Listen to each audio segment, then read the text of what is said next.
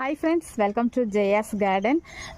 நேற்றுலாம் மாடிக்கே வரலைங்க. காலையில் ஒரு 3 மணிக்கெல்லாம் எழுந்துச்சி சமையல் காலைக்கு மத்தியானத்துக்கெலாம் செஞ்சு வச்சுட்டு 6 மணிக்கெல்லாம் வீட்டை விட்டு கிளம்பி 7 மணிக்கு அங்கே போயாச்சுங்க நம்மளோட எக்ஸாம் டியூட்டிக்காக. ஸோ செல்லக்குட்டிகளை பார்க்கல. ஏற்கனவே ஒரு 10 நாளாக தண்ணியே ஊற்றலை. மழை லேசாக தூரிக்கிட்டே இருந்ததுனால சனி ஞாயிறில் சுத்தமாக மழை பெய்யலை.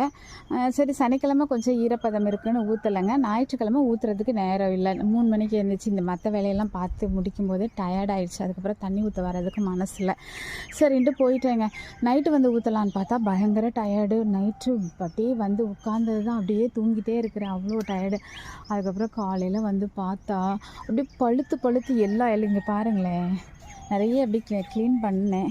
எல்லா இலைகளும் அப்படி கம்ப்ளீட்டாக பழுத்துருக்கு. செடிகள் ஃபுல்லாக பழுத்து வாடி அப்படி பாருங்களேன். இப்படி இல்லை பழுக்காது, இப்படியெல்லாம் பழுக்க மாட்டாங்க.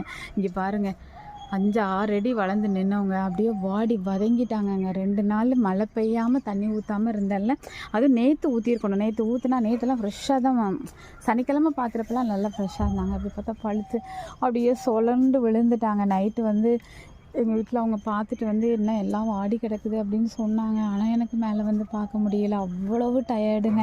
இப்போவுமே என்னமோ 5 நாள் வேலை பார்த்துட்டு வெள்ளிக்கிழமை இருக்கும்ல டயர்டு, அந்த டயர்டு இன்றைக்கி இருக்குது. ஸோ அதனால் பார்த்துட்டு சாரிடா செல்லன்னு சொல்லி ஒரு வழியாக எல்லார்கிட்டையும் பேசி தண்ணி கொஞ்சம் குளிராக ஊற்றிருக்கேங்க.